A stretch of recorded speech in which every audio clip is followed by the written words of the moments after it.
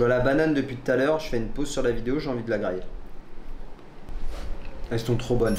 Bonjour à tous, semaine dernière nous avons vu les 3 premières qualités divines pour progresser dans le développement personnel et dans la spiritualité. Ceux qui n'ont pas vu la vidéo, je vous invite à aller la voir, je mets le lien juste ici. Et cette semaine, c'est très simple, je vous montre les 2 dernières de la liste et comment faire pour les développer. C'est parti!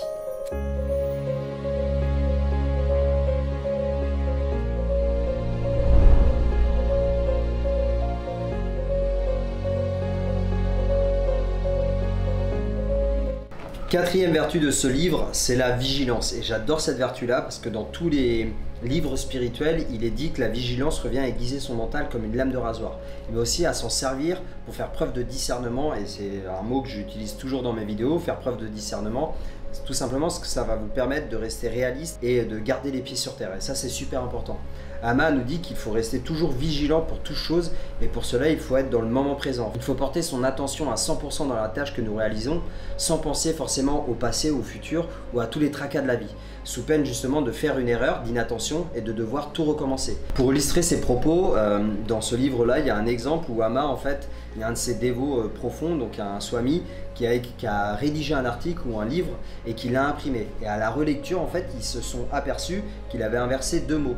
Et au lieu de modifier l'ordinateur et de réimprimer, Amma a demandé à son swami de reprendre les milliers de livres qu'il avait imprimés et de corriger cette faute-là à la main, justement pour lui apprendre à ne pas refaire cette erreur d'inattention et d'être focus sur le moment présent, vous voyez.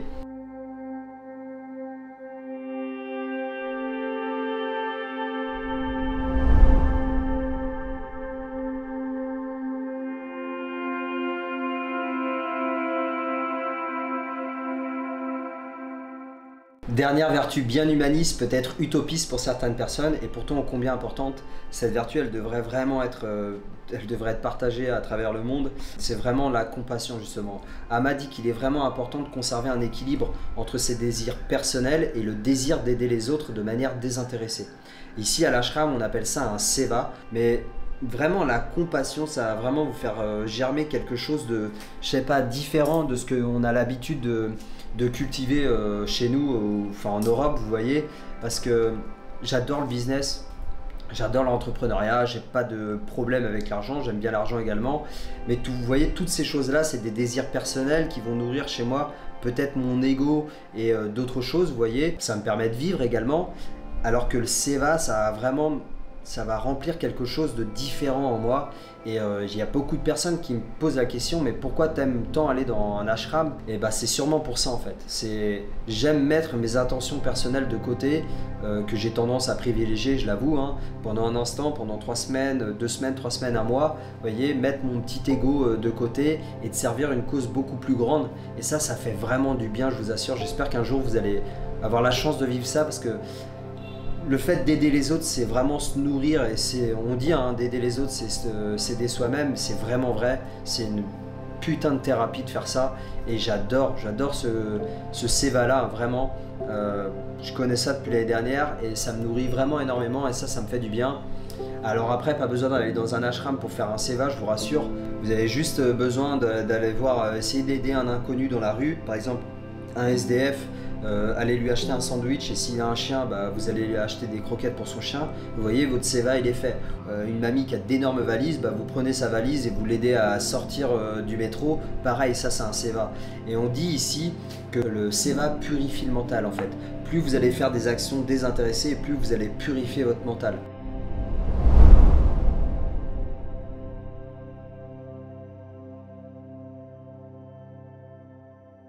Alors la première chose à faire pour développer ces qualités divines, je ne vais rien révolutionner en vous disant ça, mais c'est de passer du temps en compagnie de personnes qui ont ce genre de qualité-là.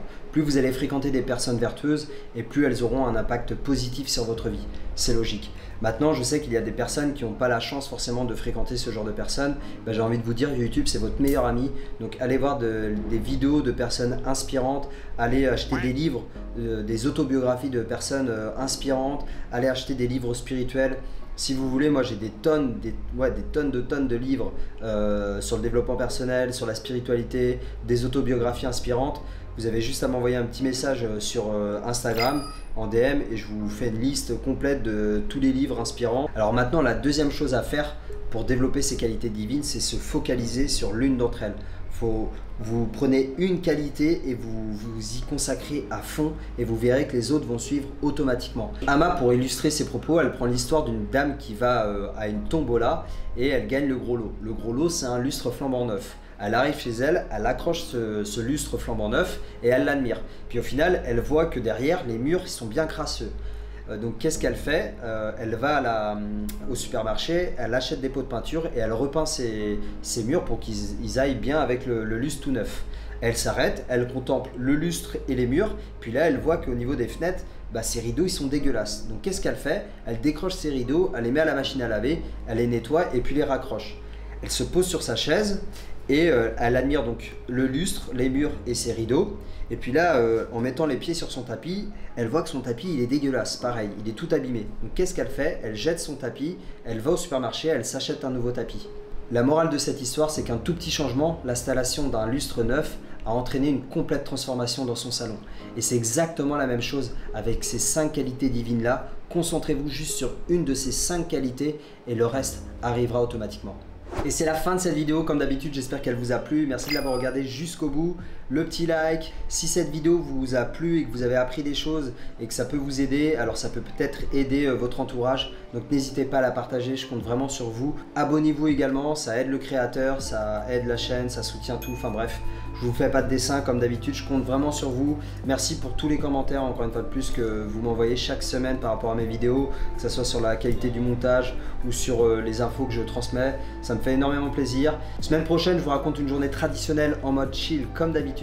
Mais d'ici là, je vous dis prenez soin de vous. Je vous aime la famille. C'était Zixama. Namasté.